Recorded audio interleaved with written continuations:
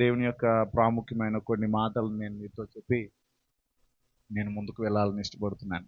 యేసయ్య పుట్టిన తర్వాత కొన్నాళ్ళకి, అంటే దాదాపు 12 సంవత్సరాలకి 12 సంవత్సరాలకి జరిగిన ఒక సంఘటన గురించి మీతో నేను పంచుకుంటాను. మీరు శ్రద్ధగా దేవుని యొక్క వాక్యాన్ని వింటే. రెండవ మాటను చదువుకుందాం. లూకా సువార్త 2వ అధ్యాయము 41 నుంచి కొన్ని మాటలు చదువుదాం. లూకా సువార్త 2వ అధ్యాయము 41. పస్కా పండుగప్పుడు ఆయన తల్లిదండ్రులు ఏటేటా యెరూషలేమునకు వెళ్ళుచుండువారు. ఆయన 12 ఏండ్ల వాడై ఉన్నప్పుడు ఆ పండుగను ఆచరించుటకై వాడుక చొప్పున వారు యెరూషలేమునకు వెళ్ళిరి. ఆ దినములు తీరిన తర్వాత వారు తిరిగి వెళ్ళుచుండగా బాలుడైన యేసు యెరూషలేములో నిలిచెను. యేసయ్యకి అప్పుడు పుట్టిన తర్వాత 12 సంవత్సరాలు. ఇప్పుడు మనం చెప్పుకునే ఈ యొక్క సమయంలో యేసయ్యకి 12 సంవత్సరాల వయసు ఉంది. ఈ 12 సంవత్సరాలు అప్పుడు పస్కా పండుగ, వారికి కొన్ని పండుగలు ఉన్నాయి. ఇశ్రాయేల్ ప్రజలకి కొన్ని పండుగలు ఉన్నాయి. ఆ పండుగలలో ఒక పండుగ పస్కా పండుగ. 7 పండుగలు ఉంటాయి. ఆ 7 పండుగల గురించి మీతో ఒకసారి చెప్పాను నేను. ఒక్కొక్క పండుగను గురించి మనం ధ్యానం చేస్తూ వచ్చాం. ఆ 7 పండుగల్లో ఒక పండుగ పస్కా పండుగ.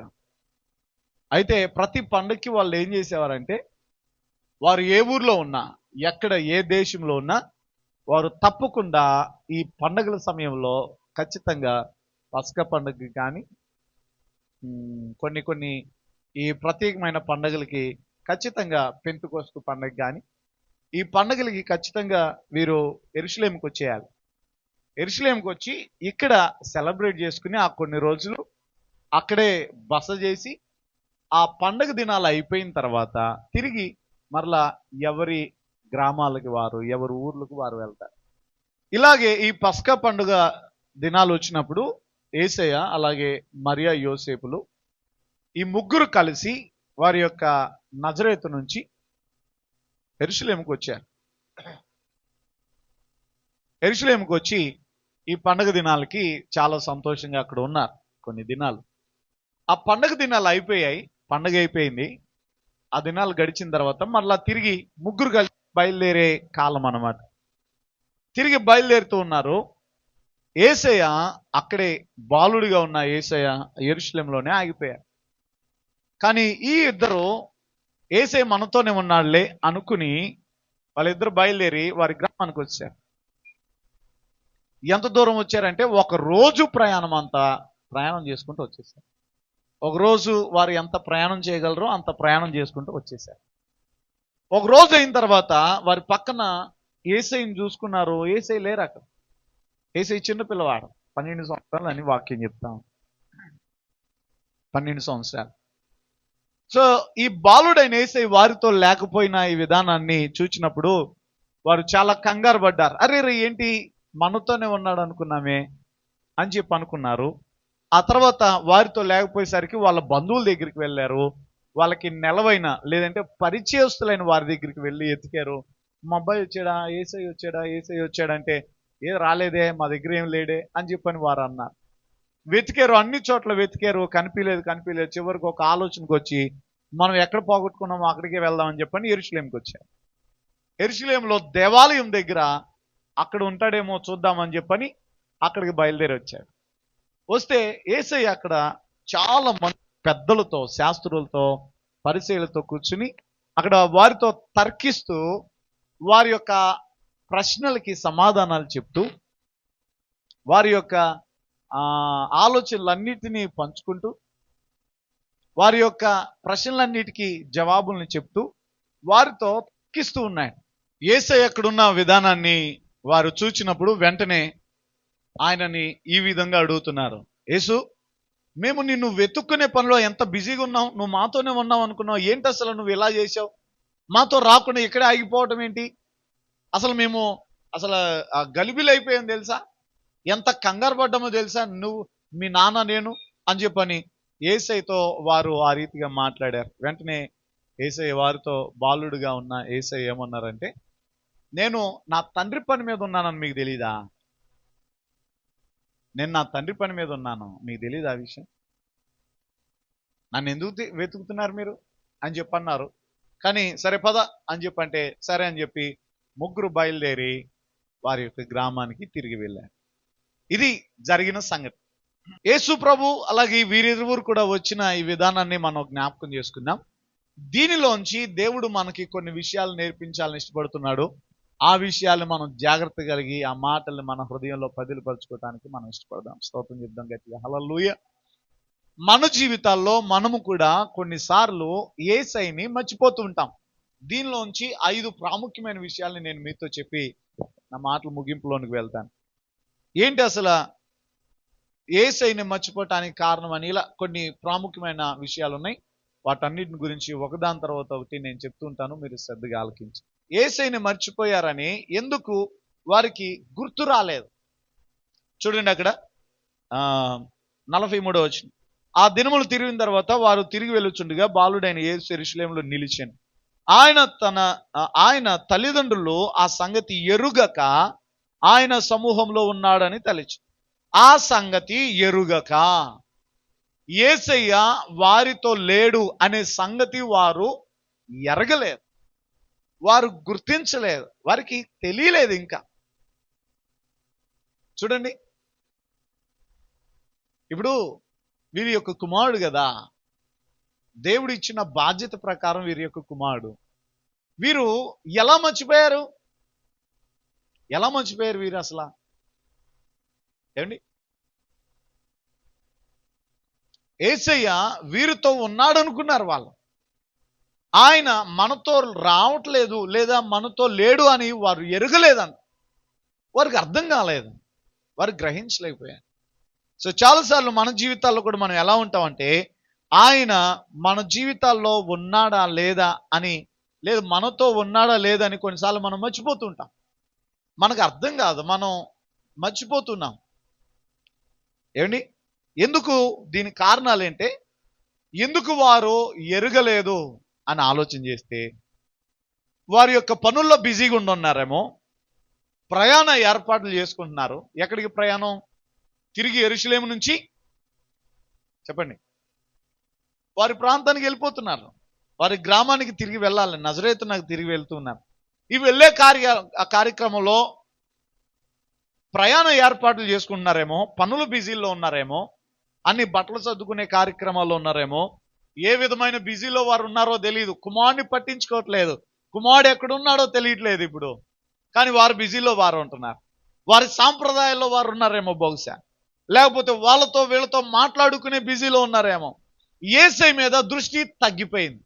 చూడండి, మన జీవితాల్లో కూడా మనతో యేసయ్య ఉన్నాడు అనే ఈ విధమైన దృష్టి ఎప్పుడు తగ్గిపోతుందంటే, ఇదిగో మనం కూడా ఈ విధమైన బిజీలో ఉండటం వలన వారితో వీరితో మాట్లాడే బిజీలో ఎక్కువైపోయాం, సాంప్రదాయాలు గొడవల్లో ఎక్కువైపోయాం. బంధువులు వాళ్ళు వీళ్ళు, ఏండి ఎంతమంది ఇంటికి బంధువులు వచ్చారని ప్రార్థన మానేసే ప్రబుద్ధులు ఎంతమంది లేరా? వీరు కూడా బహుశా ఈ కార్యంలోనే ఉండి యేసయ్యను మర్చిపోయారు. యేసయ్య వారితో ఉన్నారా లేదా అనేది ఆలోచన వారికి రాలేదు. మన జీవితాల్లో కూడా అంతే. నీ జీవితాల్లో వేటి మీద నీ బిజీ పెరిగిపోయిందో, వేటి మీద నీకు ఎక్కువ భారము, పని ఎక్కువ ఒత్తిడి పెరిగిందో, దాన్ని బట్టి నువ్వు యేసయ్యను మర్చిపోయే అవకాశం ఉంది. యేసయ్యని మర్చిపోయే విధమైన ఆలోచన చాలా మంది కలిగి ఉంటుంది. ఇంకేంటి కారణాలు? కర్తవ్యాల్లో బిజీ అయిపోయారు. రొటీన్ ఆధ్యాత్మిక జీవితం.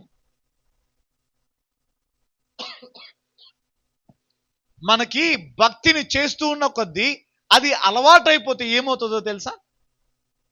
చేదైపోయే అవకాశం ఉన్నది. నువ్వు దేన్నైతే ప్రతి దినము అలవాటుగా చేస్తూ ఉంటావో, అది ఆ పని నీకు నిర్లక్ష్యము కలుగజేసే అవకాశం ఉన్నది. కాబట్టి మనం చేసే భక్తి విషయంలో మనము అలవాటు పడిపోయేవారుగా మనం ఉండకూడదు.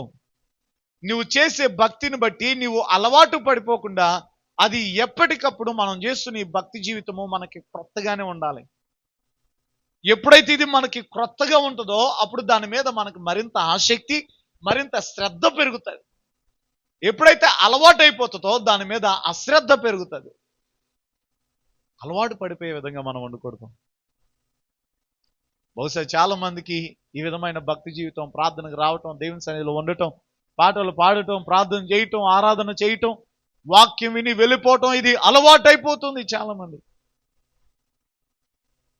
అలవాటు మనల్ని ఏం చేస్తుందంటే నిర్లక్ష్యానికి లాగుతుంది. అలవాటు భక్తి మనల్ని దేవునిలో మరింత బలపడకుండా మన భక్తి జీవితంలో బలహీనపడిపోయే విధంగా మనల్ని చేస్తుంది. అందుకనే అలవాటు పడిపోయే జీవితం మనకి కలిగి ఉండకూడదు. ఏంటి వీరికి అలవాటు అని అంటే, పండగలకి వెళ్ళటం అలవాటు. పండగలు అయిపోగానే మరలా తిరిగి ఆ పండగల నుంచి ఇంటికి వెళ్ళిపోవటం అలవాటు. రొటీన్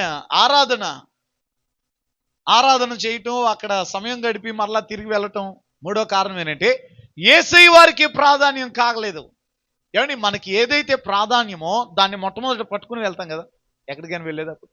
అవునా అండి? మనకి ఏదైతే ప్రాముఖ్యమో ఫస్ట్ అదే పట్టుకుని తిన్నామా లేదా ఇవన్నీ పక్కన పెడతాం. మనకి ఏది ప్రాముఖ్యం, నువ్వు ఏ పని మీద వెళ్తున్నామో ఆ పని గురించి, ఆ వస్తువుని లేదా ఆ ఏదైతే పని ఉన్నదో దాని కొరకే దాన్ని తీసుకుని వెళ్తాం. మనకి ప్రాముఖ్యము కాదు అనుకున్న దాని మీద సెకండరీ ఆప్షన్ ఉంటుంది. మనకి రెండో విధమైన ఆలోచన నుంచి తీసుకెళ్దాం లేకపోతే లేదు, మనకు మాత్రం ప్రాముఖ్యమైనది ఏదో దాని వైపు. కానీ ఈ మరియా యోసేపులు యేసయ్యని మిస్ చేసిన విధానం మనం ఎలా మనం ఆలోచించవచ్చు అంటే, బహుశా వీరికి ప్రాధాన్యంగా యేసయ్యని చూసుకోలేదేమో. నీ జీవితంలో కూడా నువ్వు యేసయ్యని ప్రాధాన్యంగా తీసుకోలేదు. కొన్నిసార్లు వెళ్దాం, టైం ఉంటే వెళ్దాం, అవకాశం ఉంటే వెళ్దాం, పని ఉంటే వెళ్దాం, పని లేకపోతే వెళ్దాం.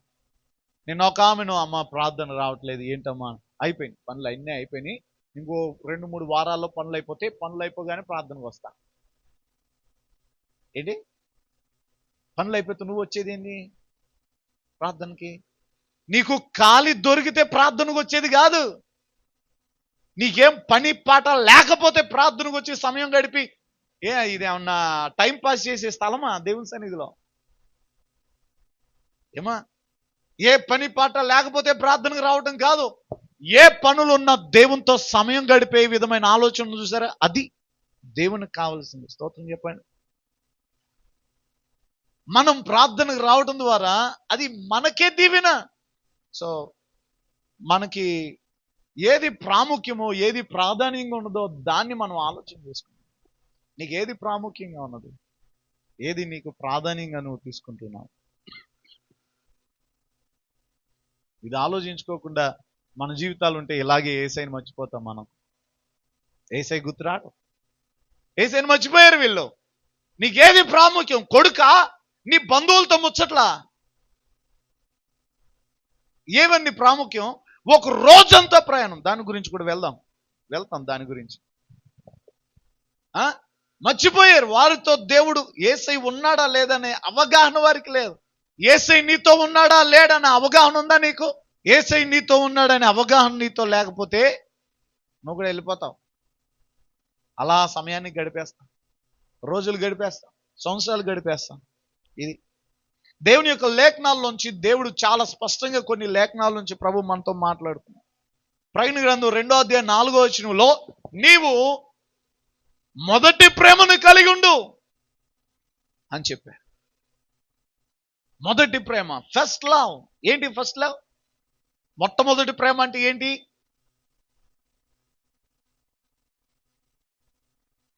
ఉదాహరణ చెప్పాలంటే, ఇద్దరు దంపతులు కొత్తగా పెళ్ళైంది అనుకోండి. ఇద్దరికి కొత్తగా పెళ్ళైతే, వివాహం అయితే, ఆ ప్రారంభంలో ఎంత ప్రేమగా ఉంటారు? ప్రారంభంలో చాలా ప్రేమగా ఉంటారు కదా. ఏం కావాలంటే అవి తీసుకో, కాయలా చెప్తారు, ఇంకేం అడిగితే అబ్బో ఏం తీసుకొస్తారు. ప్రారంభంలో బాగుంటుంది, మంచి ప్రేమ, అది మొదటి ప్రేమ. కాలం గడిచే కొద్దీ ఒక 6 నెలలు అయితే ఏమైంది? కాదు, ఆ ఫస్ట్ ప్రేమ పోయి సెకండ్ ప్రేమలు వస్తాయి అన్నమాట. పోయింది, ఈ ప్రేమలన్నీ పోతాయి. నీవు నీ మొదటి ప్రేమను కలిగి ఉండంటే, అదిగో ఆ ప్రారంభంలో నువ్వు ఏ విధంగా ప్రేమించావో యేసయ్యని కూడా అదే విధమైన ప్రేమను కలిగి ఉన్నాడు. నువ్వు ప్రార్థనకు వచ్చినప్పుడు మొట్టమొదట నువ్వు దేవునితో సమయం గడిపేటప్పుడు ప్రారంభంలో ఎంత భక్తి జీవితాన్ని గడిపావో, ప్రారంభంలో ఎంత క్రమముగా ఉన్నావో, ఏ విధంగా దేవుని సన్నిధికి వచ్చావో అది మొదటి ప్రేమ. యేసే మన యొద్ద నుంచి కోరేది అదే, మొదటి ప్రేమ. పిల్లలను కూడా చిన్నప్పుడు చాలా జాగ్రత్తగా పెంచుతాం, చాలా జాగ్రత్తగా. వాళ్ళు పెద్దవాళ్ళు అవుతున్నప్పుడు శ్రద్ధ పోయింది, ఆడ చూసుకుంటారు, పడతారు. బహుశా ఆ విధమైన అశ్రద్ధ వీరికి కలిగిందేమో, అందుకని మనతో ఉన్నాళ్లే అనుకుని యేసయ్యని మర్చిపోయారండి, వెళ్ళిపోయారు. వారితోనే ఉన్నాడు అనుకున్నాడు. తర్వాత యెషయా గ్రంథము 29:13 వచనంలో పెదవులతో మనం ఆరాధన చేయటం దేవునికి ఇష్టం లేదు. అది యేసయ్య అక్కడ అంటాడు, వీరు వారి పెదవులతో నన్ను ఆరాధిస్తున్నారు కానీ వీరి హృదయాలు నాకు చాలా దూరంగా ఉన్నాయి. పెదవులతో ఆరాధన చేస్తున్నాం, మనం కూడా చాలా మంది అంతే చేస్తున్నాం. పెదవులతో చాలా ఆరాధన చేస్తున్నాం, ఎంతో సంతోషంగా. హృదయం మాత్రం దేవునికి దూరంగా ఉంది, హృదయం దేవునికి దూరంగా. కానీ యేసయ్య ఈరోజు మనతో మాట్లాడే మాట ఏంటంటే, నీ పెదవులతో మాత్రమే కాదు,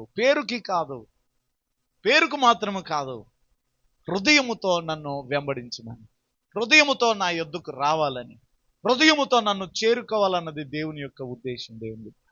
సో ఇది మన జీవితానికి చాలా ప్రాముఖ్యమైనది అన్న విషయాన్ని మనం గుర్తుపెట్టుకోవాలి.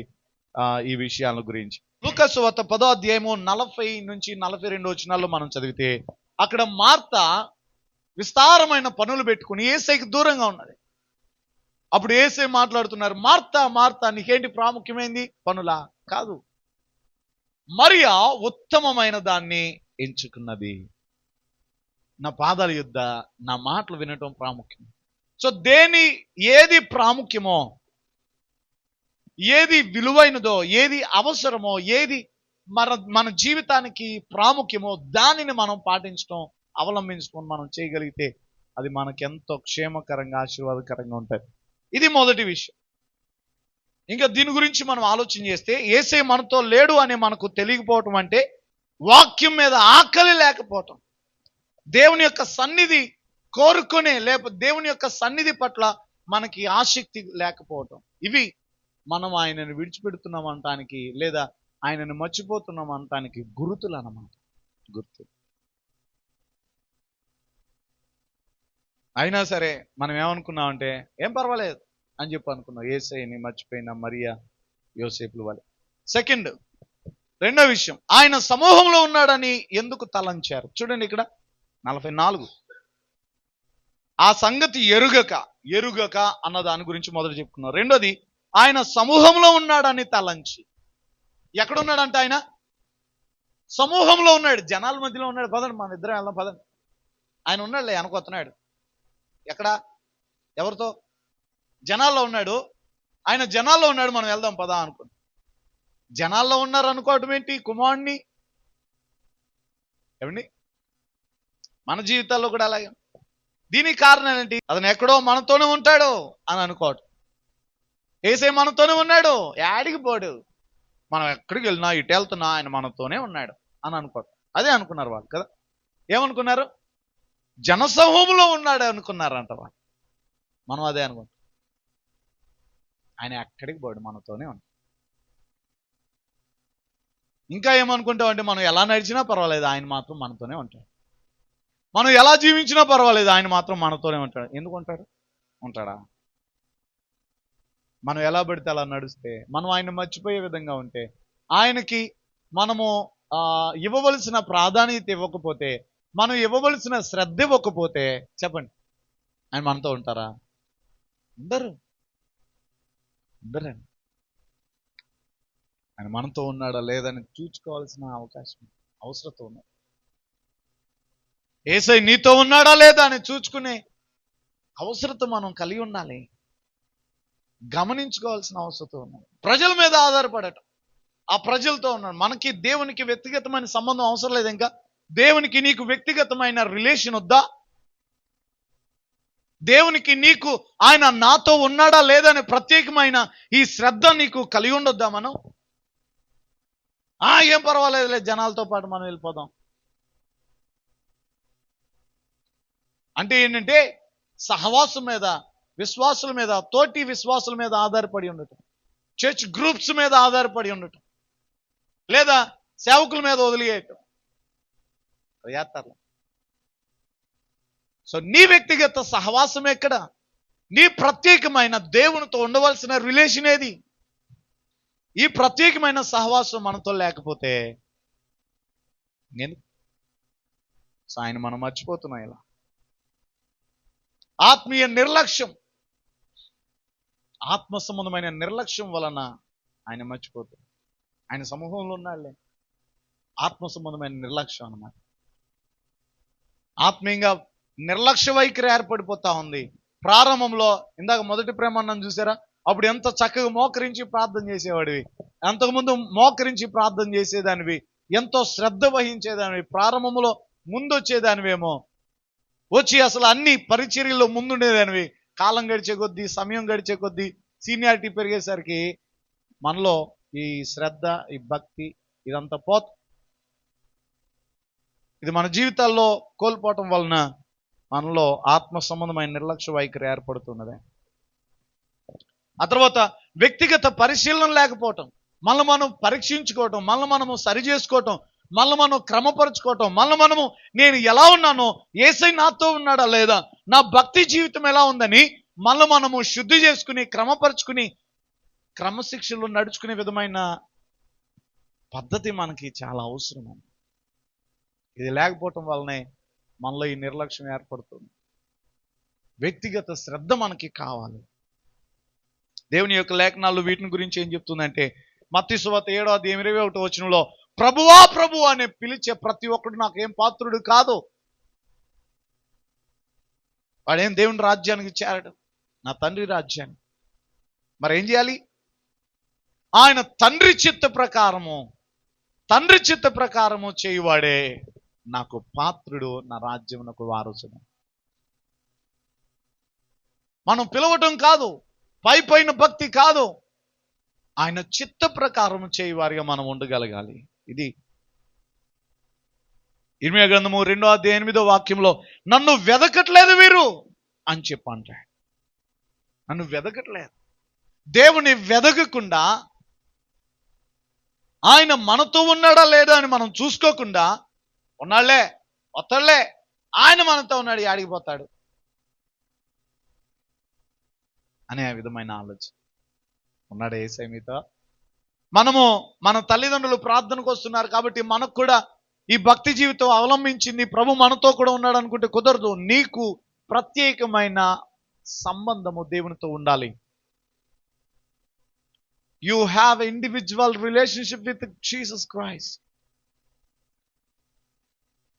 మనకి ప్రత్యేకమైన రిలేషన్ కావాలి ప్రభుతో. యేసయ్య ఇలా అడుగుతున్నాడు, నాతో నీ వ్యక్తిగత సంబంధం ఎలా ఉంది? నీకు ఎప్పుడైనా నాతో మాట్లాడటానికి సమయం ఉందా? అసలు నాతో సమయం గడపటానికి నువ్వు అవకాశం ఇవ్వగలుగుతున్నావా? నీ వ్యక్తిగత సంబంధమైన అవసరాలు, పరిస్థితులు, వీటి కొరకే నీ యొక్క ఆశను, నీ మనసును నిలబెట్టుకుంటున్నావా? యేసయ్య మనల్ని ఈ మాట అడుగుతున్నాడు. ఇక 3, ఒక రోజు ప్రయాణం చేశారు వీళ్ళు. ఎంత ప్రయాణం? ఒక రోజంతా ప్రయాణం చేశారండి యేసయ్య లేకుండా. నేను దీని గురించి ఆలోచిస్తున్నప్పుడు నాకు నిజంగా చాలా ఆశ్చర్యం కలిగింది. కుమారుడు పక్కన లేడని ఒక రోజంతా చూసుకోలేదా వీరు? ఒక రోజంతా ఏం ఆలోచిస్తున్నారు మరి? నాకు ప్రశ్నలు కలిగాయి.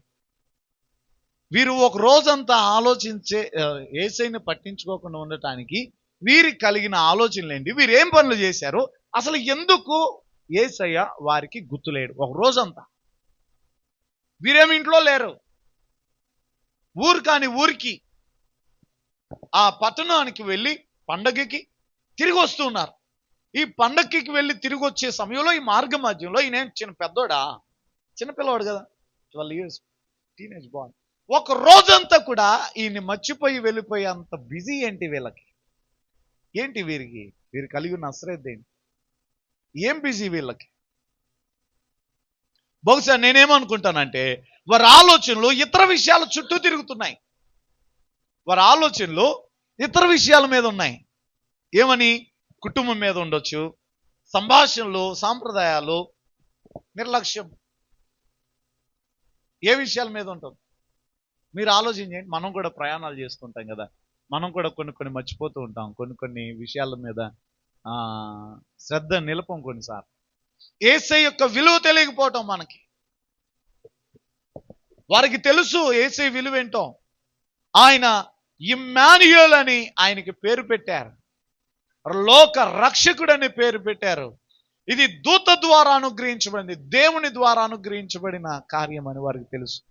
మనకు కూడా తెలుసు ఈయన లోక రక్షకుడు, ఈయన ద్వారానే మన జీవితాలు విడిపించబడేది అని, ఈయన ద్వారానే మన హృదయం సరిచేయబడేదని, యేసయ్య ద్వారానే, ఆయన మార్గము, సత్యము, జీవము అన్న విషయం మనకు తెలుసు. కానీ మర్చిపోయాం. ఆ సమయానికి గుర్తు రావట్లేదు మనకి ఆయన ఏమై ఉన్నాడో మనకి గుర్తు రావట్లేదు. నేను యేసయ్యని మర్చిపోవటానికి, నేను యేసయ్యని కలిగి ఉండకుండా, యేసయ్యని ఆలోచన మన జీవితంలో లేకుండా నన్ను దూరం చేస్తున్నదేంటి, నన్ను పక్కకు నెట్టేస్తున్నదేంటి అనే విషయాన్ని మనం అర్థం చేసుకోవడం చాలా ప్రాముఖ్యం. దానిలోంచి కూడా హోషేయ 7వ అధ్యాయం 2వ వచనంలో, వారు కలిగి ఉన్న దుర్మార్గపు క్రియల వలన, వారు కలిగి ఉన్న దుర్మార్గమైన పనుల వలన వారు నన్ను గుర్తుంచుకోలేకపోతున్నారు. నిజమే, మన యొక్క పనులు, మన యొక్క క్రియలను బట్టి మనం దేవుని గుర్తుంచుకోలేకపోతున్నాం, మర్చిపోయి వెళ్ళిపోతున్నాం. ఆయన ఎక్కడున్నాడో కూడా మనకు అర్థం కాదు. లూకా సువార్త 8వ అధ్యాయం 14వ వచనంలో ఈ మాట ఉంటుంది, లోకపు ఆలోచనలు లేదా లోకపు చింతలు మనల్ని యొక్క దేవుని యొక్క వాక్యాన్ని నొక్కేస్తూ ఉన్నాయి. ఈ శరీర సంబంధమైన ఆలోచన వలన మనము యేసయ్యను మర్చిపోతున్నాం. ఈ శరీర సంబంధమైన తలంపులు, ఈ యొక్క ఆశలు, కోరికలు మనల్ని యేసయ్యకి దూరం చేస్తున్నాయి అన్న విషయం అర్థమవుతుందా?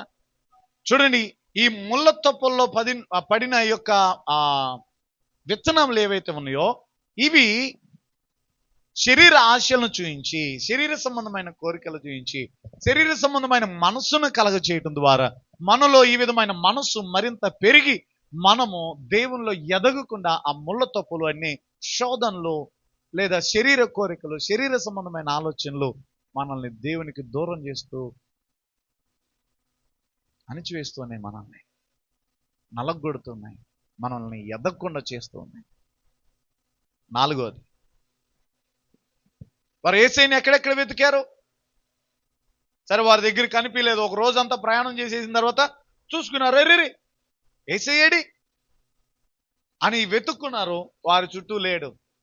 ఇంక వెంటనే మనం కనుక ఒకవేళ ఇక్కడ ఉన్నట్లయితే వెంటనే ఫోన్లు చేస్తాం, బాబాయ్ అబ్బాయి వచ్చాడా,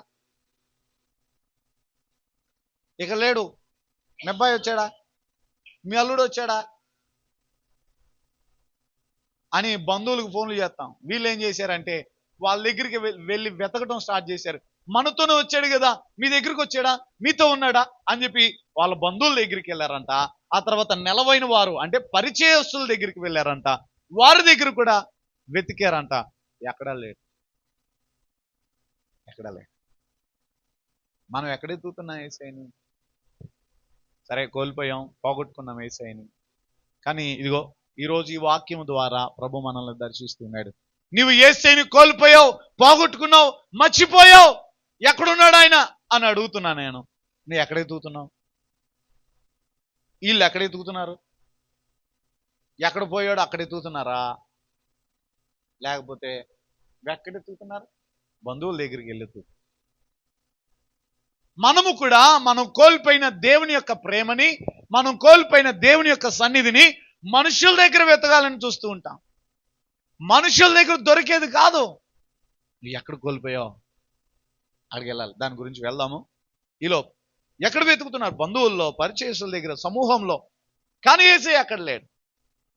మన కాలంలో కూడా మనుషుల్లో శాంతి వెతుకుతూ ఉంటాం, సంపదలో భద్రతను వెతుకుతూ ఉంటాం, వినోదంలో ఆనందాన్ని ఎక్కడ లోకంలో వెతుకుతూ ఉంటాం, సోషల్ మీడియాలో ఓదార్పును వెతుకుతూ ఉంటాం.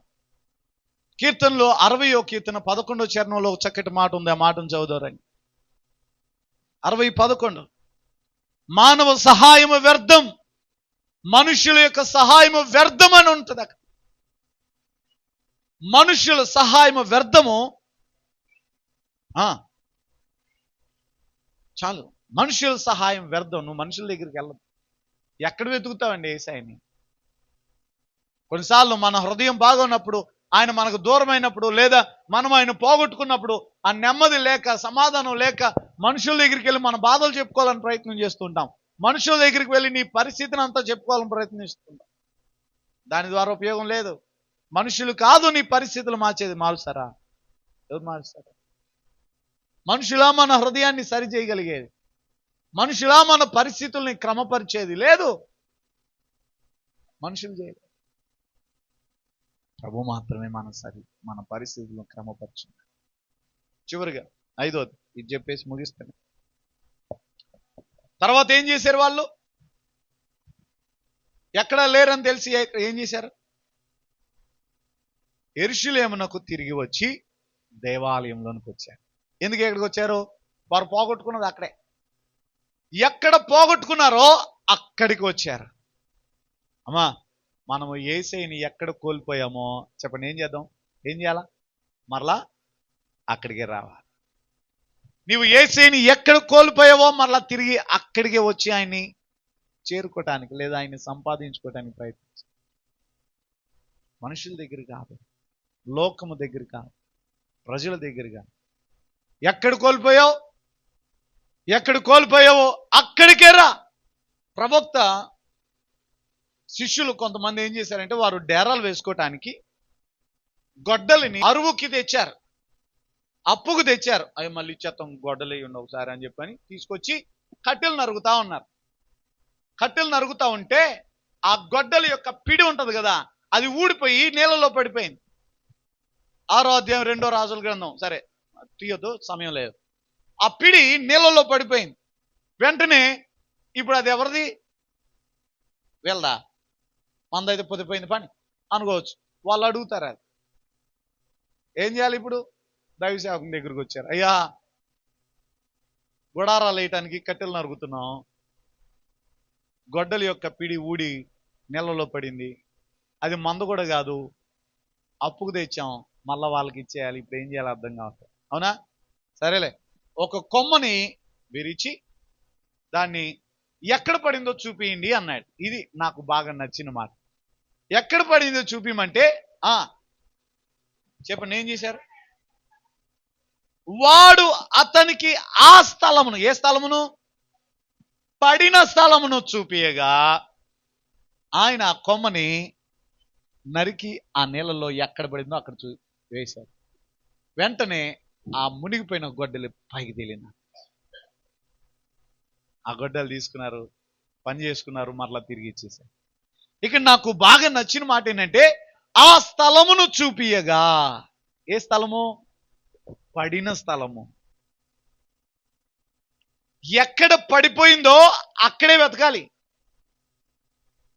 పక్కన కాదు. నీవు ఎక్కడ నీ విశ్వాస జీవితాన్ని పోగొట్టుకున్నావో, ఎక్కడ నీ విశ్వాసము కోల్పోయావో, ఎక్కడ యేసయ్యను కోల్పోయావో మరలా తిరిగి అక్కడికే రా. నువ్వు అక్కడే యేసయ్యను మరలా తిరిగి సంపాదించుకోగా. ఎక్కడెక్కడో వెతకొద్దు. ఈ ఆనందాన్ని సౌలు ఏం చేశాడండి? దేవుడు ఆనాటి దినాల్లో సౌలు యొక్క దుర్మార్గతను బట్టి, సౌలు దేవునికి అయిష్టుడిగా ఉండటాన్ని బట్టి దేవుడు మాట్లాడటం ఆపేశాడు. దైవ సేవకుడైన సమూయేలు కూడా లేడు, చనిపోయాడు. ఇప్పుడు ఏం చేయాలో తోచట్లేదు. ఎక్కడ దేవునితో సన్నిహితం కోల్పోయాడు, దేవుని యొక్క బంధాన్ని కోల్పోయాడు. సౌలు ఏం చేయాలి ఇప్పుడు? ఎక్కడ కోల్పోయాడు అక్కడికి రావాలి. కానీ అయ్యగారు ఏం చేశాడు? కర్ణపిశాచుల దగ్గరికి వెళ్ళాడు. నాతో దేవుడు మాట్లాడట్లేదు, అలాగే సమూయేలు దైవ సేవకుడు కూడా లేడు. ఇప్పుడు నేను ఎవరితో మాట్లాడాలి, ఎవరిని అడగాలి, ఏమని అడగాలని ఖచ్చితంగా ఆమె దగ్గరికి వెళ్దామని ఆమె దగ్గరికి వెళ్ళాడు. అక్కడేమో విషయం బెడిచికొట్టింది. పాతాళంలోంచి ఒక ముసలివాడు గొంగలి కప్పుకొని పైకి వచ్చి, రేపు నువ్వు నాతో కూడా ఉంటావు, చచ్చిపోతావు అని చెప్పి అన్నాడు. భయమేసి, ఎక్కడ పోగొట్టుకున్నావో అక్కడికి వెళ్ళాలి, ఎక్కడ నష్టపోయావో అక్కడికి రావాలి, ఎక్కడ నీ విశ్వాసాన్ని కోల్పోయావో, ఎక్కడ నీ రిలేషన్ కోల్పోయావు దేవునితో, అక్కడికి రావాలి. అదే స్థలమునకు వచ్చి మరలా తిరిగి నీ రిలేషన్ బిల్డ్ చేసుకో, మరలా నీ బంధాన్ని తిరిగి కట్టుకో. ఎక్కడ పోగొట్టుకుని ఎక్కడెక్కడో వెతికితే ఎలా? యేసయ్యని యెరూషలేములో పోగొట్టుకున్నారు వాళ్ళు, బంధువుల దగ్గర, వాళ్ళ దగ్గర, వీళ్ళ దగ్గర ఎత్తుతున్నారు వీళ్ళు. యేసయ్యని మనం కూడా కొన్నిసార్లు మన యొక్క అవిధేయత, దేవుని యొక్క వాక్యానికి వ్యతిరేకంగా నడిచిన విధానాన్ని బట్టి మనం కూడా దూరం అవుతాం, దేవుని కోల్పోతూ ఉంటాం, దేవుని మర్చిపోతూ ఉంటాం. నువ్వు వెతకవలసింది మనుషుల దగ్గర కాదు, బంధువుల దగ్గర కాదు, ప్రజల దగ్గర కాదు, మళ్ళా దేవుని సన్నిధి. ఎక్కడ కోల్పోయావో ఆయన ప్రేమని, ఆయన సన్నిధిని, ఆయన సహవాసాన్ని, మరలా తిరిగి అక్కడికి వచ్చి నీ బంధాన్ని కట్టుకో. ఆయన మన బంధాన్ని తిరిగి బిల్డ్ చేయగలిగిన. ఏమండి, ఈ కోల్పోయిన బంధాన్ని తిరిగి కట్టడానికే యేసయ్య 2025 సంవత్సరాల క్రితం ఈ లోకానికి మనిషిగా వచ్చాడు. వచ్చి ఆ బంధాన్ని మరలా తండ్రితో ఏకం చేయటానికి, ఈ మనిషిని దేవుని ఏకం చేయటానికి లోకానికి వచ్చి తన ప్రాణం పెట్టాడు.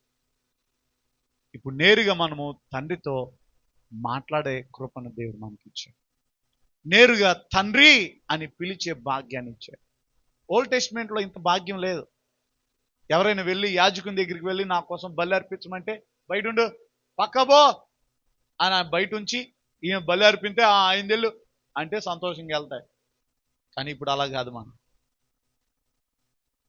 ఇప్పుడు ఆయన సన్నిధికి వచ్చి ప్రభా అని ఆయనతో నేరుగా మనం మాట్లాడే కృపను ప్రభు మనకి ఇచ్చాడు. ఇది గొప్ప భాగ్యం మనకి.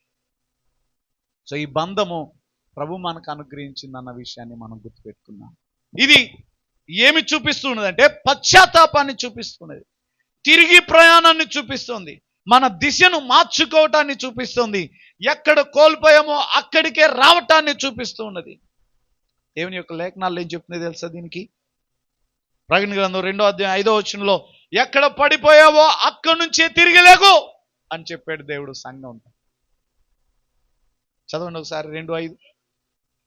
నీవు ఏ స్థితిలో నుండి పడితేవో అది జ్ఞాపకం చేసుకుని మారు మనసు పొందు. నువ్వు ఏ స్థితిలో పడిపోయావో అది జ్ఞాపకం చేసుకో.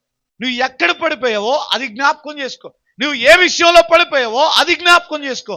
నీవు ఏ విషయంలో నీవు దేవునికి దూరం అయ్యావో ఆ విషయాన్ని జ్ఞాపకం చేసుకో.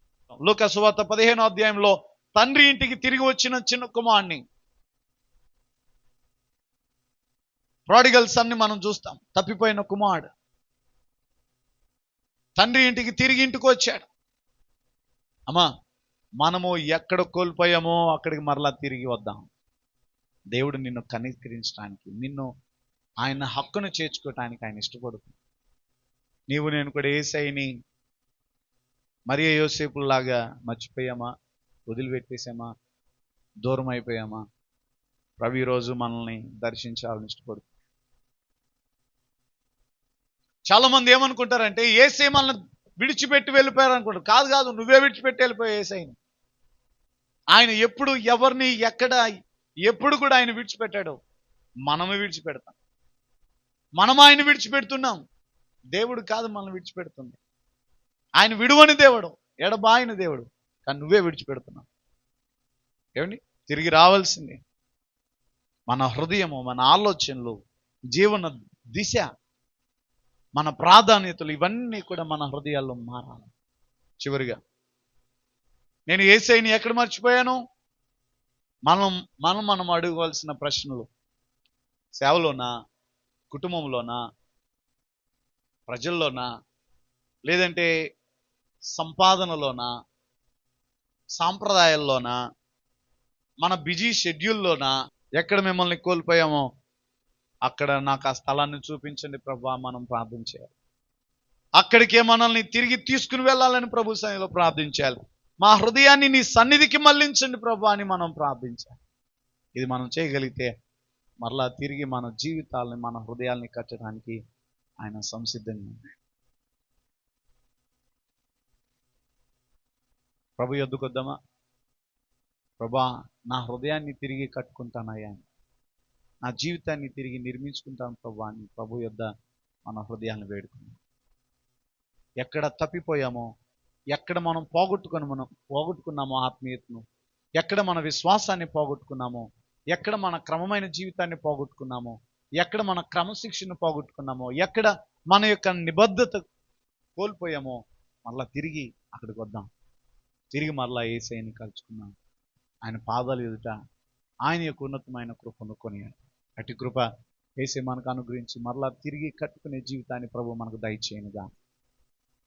ఆమేన్. మరలా తిరిగి ఆయన కృప చేత ప్రభు మనల్ని నింపి నడిపించునుగాక. మనం ఆయన్ని మరలా తిరిగి సంపాదించుకుందాము గాక. ప్రార్థన చేసుకున్న తల ఉంచి